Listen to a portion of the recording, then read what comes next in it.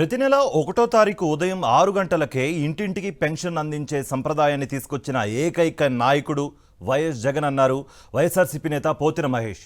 జగన్ తీసుకొచ్చిన పథకాన్నే ఇప్పుడు కూటమి ప్రభుత్వం అమలు చేస్తోంది తప్ప ఇందులో కొత్తగా ఏమీ లేదన్నారు.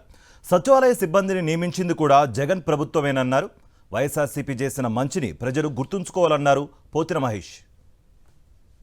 దేశ చరిత్రలోనే కని విని ఎరుగని విధంగా నెలలో మొట్టమొదటి రోజున 1వ తేదీ ఉదయాన్న 6ంటికి పెన్షన్లు పంపిణీ చేసేటువంటి కార్యక్రమానికి శ్రీకారం చుట్టినటువంటి గొప్ప వ్యక్తి జగన్మోహన్ రెడ్డి. మీరు పంపిణీ చేయడానికి వాలంటీర్స్ లేకపోతే పెన్షన్లు ఆగినాయి అంటున్నారు. మరి ఎవరిచ్చారు పెన్షన్లు?